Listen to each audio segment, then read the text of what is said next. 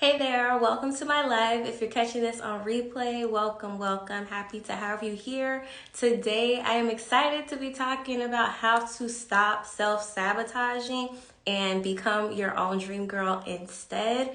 I am Zakira Dion Troyer. I am a life designer, love strategist. I love talking about all things femininity, all things mindset, all things that is going to help you grow and take it to the next level, whether that's in business, whether that's in your finances, whether that's in your relationships, literally whatever it is that you want to grow in, that's what I like to talk about. So let's get into how to stop self-sabotaging and become your own dream girl instead. And this whole conversation is going to be based off of my blog post that I just sent out to the girlies on my email list. So if you want to get these kind of messages directly into your inbox, click the link in my bio. I have a ton of resources available, but you can also sign up for the Dream Girl Society where you can get all the goodies straight to your inbox. So, okay, let's first get clear on what is a dream girl. A dream girl is the highest and most true version of yourself. She is the happiest. She is the most successful. She is the most authentic version of you. That's what dream girl means to me. I know a lot of people have heard the term dream girl, but when I say dream girl, I want us to be on the same page. Okay, that's what a dream girl is. And as it pertains to success is different for everyone. So for me, success does require having resources. I love having money. I like running businesses. I like leading a team. I like being able to effectively communicate my ideas. That's success to me. But there are other girlies, like for instance, Cassie is here. Her success to her is probably having a homestead. I think we talked about that before. So it's not, there is no set cookie cutter way of what success is supposed to be. It's literally whatever that means to you. So I'm for whatever you want, whatever your deepest desires are. So when we're talking about being a dream girl, it's about tapping into what your deepest desires are for you, not what anybody in your family has told you you're supposed to be, not what people growing up told you what you're supposed to be. Like, if you cut all of that out and get clear on your core, that's those deepest, truest desires. That's what I'm talking about when I'm talking about dream girl. Okay, so let's get into these 3 principles that I've used to help create my dream life and become my own dream girl. So number 1 is going to be self-acceptance. Let me see what I had to say about self-acceptance. Self-acceptance, to make it short and sweet, you have to get raw and real about where you are in your journey, because a lot of us, the reason why we're not progressing is because we're lying to ourselves. We're in denial on where we are. So I know for me, being in college, I was so broke. What else? Well, really growing up, I was broke. When I was overweight, my mom straight up told me, or straight up asked me, "Are you pregnant? If not, you need to lose weight." And that's a harsh truth, but it's like, okay, well, what are you going to do with this information? I don't want to continue my life like this, so I had to make some changes. And because I was willing to get real with my situations, that's why I have the things that I have. So I like to think of things in analogies. So one of the analogies that I used in the blog post was, if you ever go to a new mall and you're lost, the first thing you are going to do is go to the information little kiosk and see, where the heck are you? Okay. If you know there's a certain store in this mall that you want to go to, you are going to go to this map, find out where you are, and instead of being pissed off that this the store that you came to the mall to get to is all the way on the other side, 2 levels up, you gotta do all of this, go all these different turns and different ways to maneuver to get to this store. Despite it being so far away, it is important to know where you are so you can get a clear path on how you're going to get to where you want to go.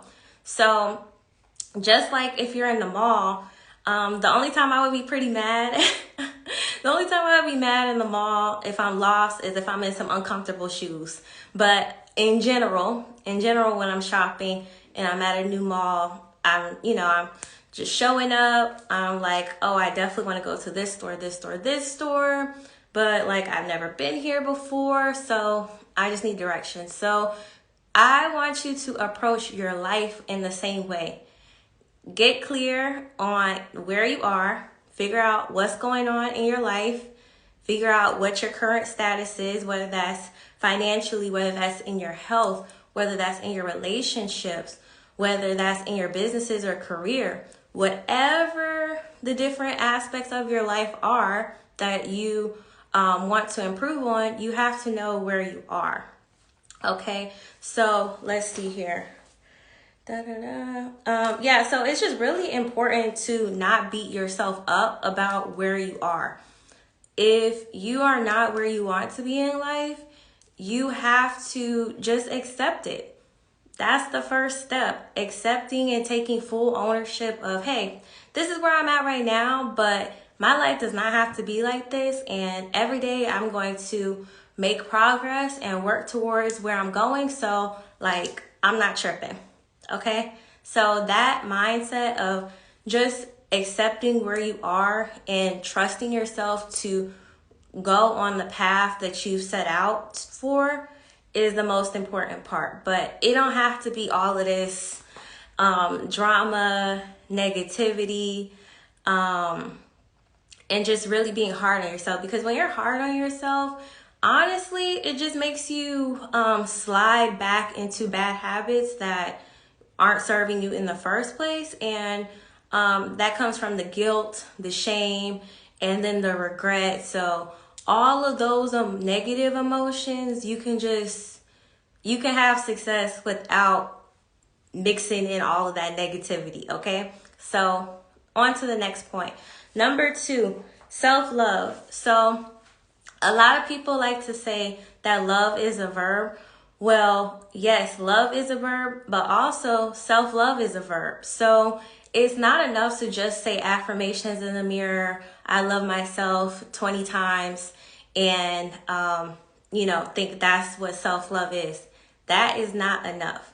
Like, you need to think highly of yourself, but you also need to consider what things are you doing to show yourself that you love you and are willing to do whatever it takes to create this dream life that you desire.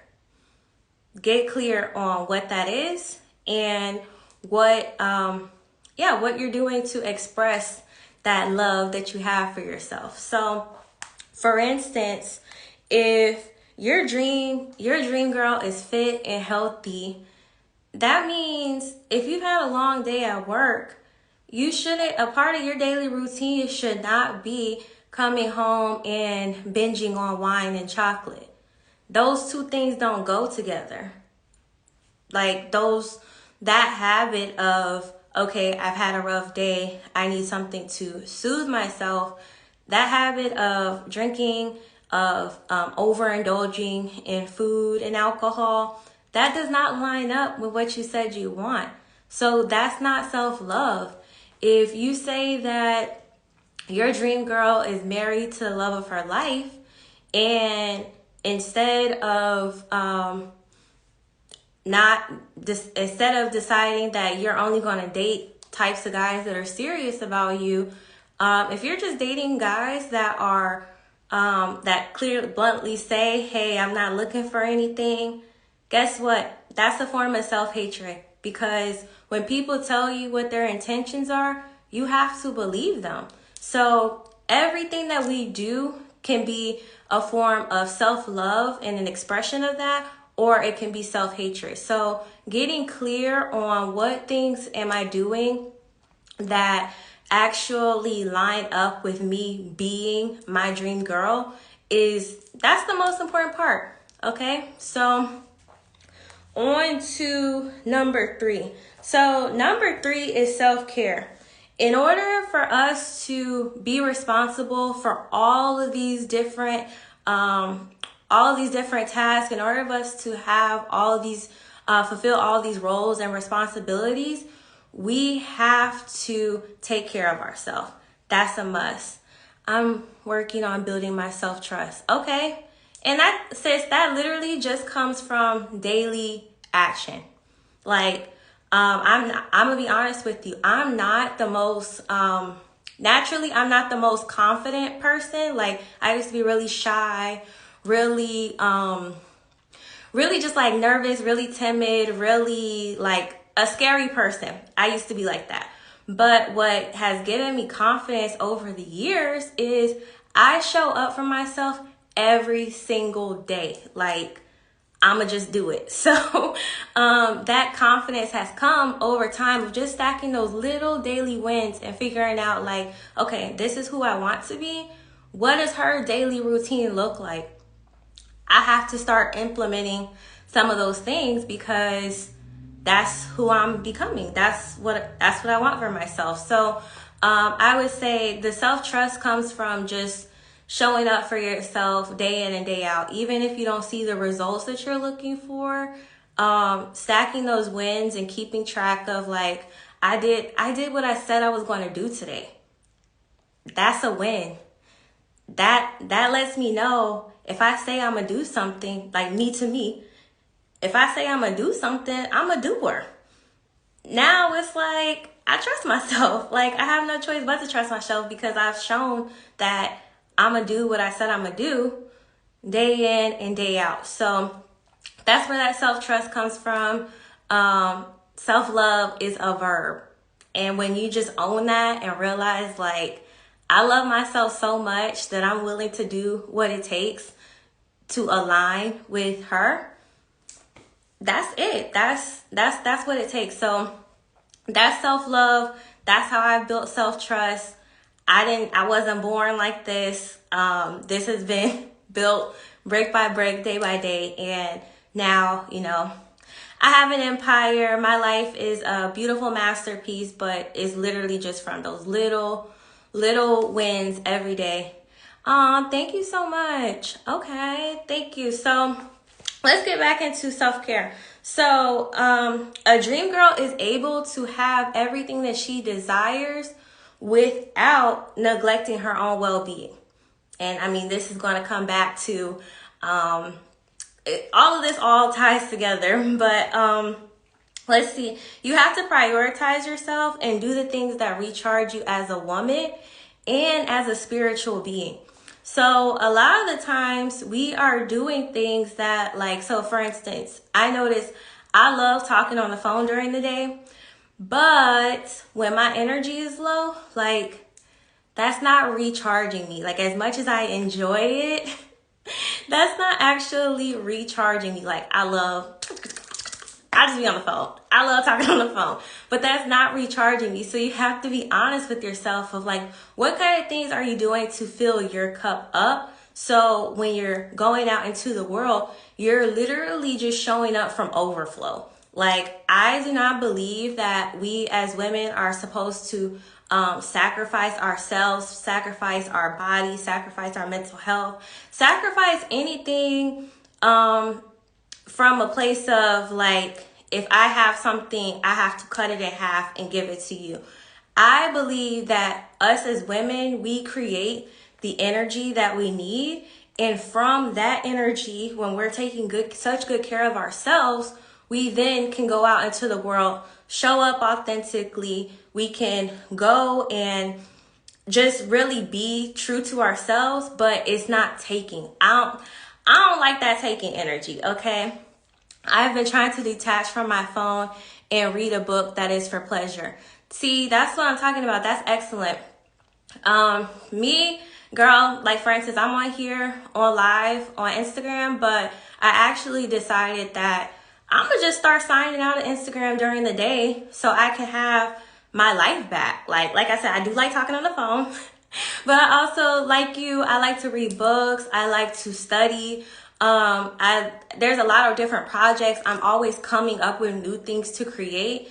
And as a creative, as someone that is multi-passionate, multifaceted, I have to be able to pour into those different little cups of myself. And when I'm on my phone checking in with what everybody else is doing, that then means I'm not doing what I need to do for me. And again, that goes back to self-love. That's not self-love. Like being consumed with what everybody else is doing, it's not giving. It's not giving self-love. Okay, so another form of self-love is doing life audits.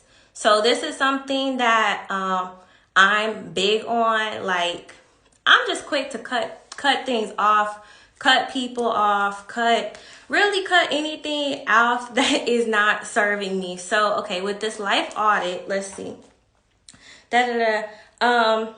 Yeah, with the life audit, the point of these audits is to figure out what things are draining my energy. If you don't know what's draining your energy, you're going to keep doing the same thing. And it's like you're in a ship and there's a hole in the bottom of it. If there's a hole in the bottom of your ship, it don't matter how much you're dumping this water out. If you don't plug that hole, you are going to constantly just feel like, dang, I'm so burnt out. I'm so tired. I'm so drained. You got to plug that hole in your ship, okay? So doing the life audit gives you the opportunity to really just see how are you spending your time and what kind of things are actually taking away from you that and are not serving you. So let's see. When you do these life audits, you can put in procedures to either minimize the amount of time you spend doing those things or eliminate it altogether. Like I said, I'm one of those people, I like to just cut things off. I don't know why I'm like that, but I do. So for me, an example was I realized, well, actually, I've known this for a long time, but specifically now with my husband and I living together, I think the second time we lived together, I was like, you know what? I don't like cleaning the bathroom. Nothing about that gives me like joy. I got nails. I don't like to scrub. Like, no, I just don't like it. And by me being honest about that, I was able to then eliminate it by making it a priority. I gotta get a housekeeper, even if it's just for her to come once a week, clean the bathroom, and I forget how we started. Clean the bathroom and do the laundry. These things are not giving me energy. And I understand that that's a luxury. However, that's what luxury is to me. Being able to afford a housekeeper because I don't like to clean. That's what it is. And so by doing these life audits and seeing what things am I doing, even in my business, that I absolutely hate. Like, this is not moving the needle forward. This is not helping me get closer to my goals. This is literally just draining my energy. Getting clear on what those things are, what those activities are that are not helping you create your dream life, that's where the magic happens. So let's see. You have to figure out what in your life gives you energy and what things are taking energy. And when you're able to prioritize those life-giving activities and remove or minimize those life-draining activities, your life will be so much easier. So, in closing, it does not have to be a hard thing creating your dream life and becoming your dream girl. You do not need to struggle. You do not have to work so hard to create the life of your dreams. You have to get clarity. You have to focus. You have to dial in. But it's not a hard thing. The hardest part is when you have all of this stuff going on that's taking your attention. Just did that in my business and got an editor. I'm so excited. I feel like it's going to help me move the needle. Yes. See that? Exactly. I'm trying to think. So there's some things in our business. So a lot of the things so what I do in our real estate business, I've pretty much automated as much as possible. Like we have templates, we have different things to where I can literally do my job in 30 minutes. It don't have to be all of this. Like that's the thing about working for yourself as well. When you're used to working in corporate America, they say, oh, you have to get this done. And not only do you have to get this done, but you still have to be here for 8 hours, even if it only took you 30 minutes. And you're actually shamed or burdened with more work just because you're able to be more efficient.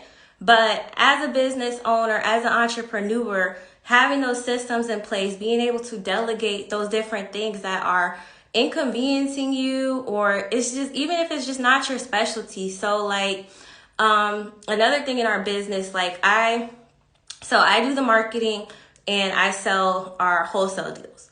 But I'm big into personal development. So I'm helping train and provide guidance and mentorship to our team members to help them grow mentally. That's the type of stuff I like to do. All of this other stuff, cooking, cleaning, child, I don't know. Anything that's not using my creative genius, I'm at a point where I'm just not interested in that. And like I said, I understand that's a luxury, but you have to start thinking like that at every point. Like, how can I make this as efficient as possible? And how can I use my energy into things that actually move the needle forward and actually boost my creativity? That's the only stuff I want to focus on. And that's tea. So if you want more information on how to get more clear on becoming your dream girl and manifestation, I have put together a masterclass. It's the Vision Board Masterclass, where I show y'all how I've been able to manifest everything from my dream wedding dress, all the vacations, purses, my Tesla. The only thing that I haven't manifested, congrats on the baby. Thank you. The baby was on Ryan's vision board. I was like, that's the inevitable. That's too easy. So I didn't put that on my vision board, but that was on Ryan's vision board. Literally, the only thing I haven't manifested is the house. But Ryan and I have been shopping around. He, of course, wants the rates to go down, but I don't care. I love our house. I love our neighborhood. So I'm not pressed about the house thing. Yes, girl, I'm having a baby. I'm having a baby. I'm looking real pregnant these days. My man told me he doesn't see my value in cleaning and cooking and wants me to focus on my life and business. That's a good man. That is a good man. So, okay, this is my logic. This is my thought process on cooking and cleaning and why I'm just like, I'm good on all of that. So, cooking and cleaning, like, this sounds terrible, but I'm gonna say it. It's a low value task and it's something that I do not enjoy. So why would I put my energy into a low value task that I don't enjoy? That just doesn't make any sense. When I'm an entrepreneur, I'm a creative, I like to create, I like to write, I like to express, I like to innovate. All of this stuff requires brain power that I do not want to use towards cooking and cleaning. So on that note, with the whole baby thing, Ryan is happy because now that I'm pregnant, I have stopped ordering our meal prep service, and I've been more in the mood to cook because, like, my emotions and what I'm feeling, what I'm in the mood for changes. So I'm like, today I'm in the mood to make some spaghetti. Today, oh, you want a pot roast? Yeah, let's do that. So I'm definitely more open to it now because I'm pregnant and like my personal taste buds have changed. But on the regular me, not pregnant me, it's a no for me. I like simple. I like straightforward. I like like I said, I like using my brain power for stuff that like I want to do and stuff that I enjoy. So yeah, that is that. I have it changed your life for the better. Both mine gave me a different meaning to life. Y'all gonna kill parenthood. Thanks, Tim. I don't know. I will say when my sister came to visit us, I was like, okay, so I have a younger sister. She's like 11 or 12. And of course, she's, when she was born, I think I was like 16. So now that I'm an adult, like in a, like established adult, it's been so nice having her for the summers. And I was thinking, I was like, dang, when she came this time around, I was like, ooh, I wish I had a child so I could just love. Like, I literally said that, and I was like thinking that, I'm like, dang, I love my sister so much, but like, I want my own. So, I was not like worried about when. It was just like, okay, we have to be intentional about if we want to have a child, but it wasn't even on my vision board because I just knew it was the inevitable. As far as it changing my life for the better, I mean, how I see it, it's just a new season.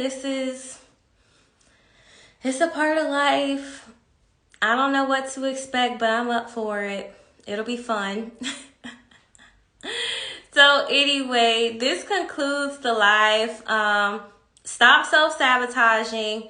Instead, become your own dream girl.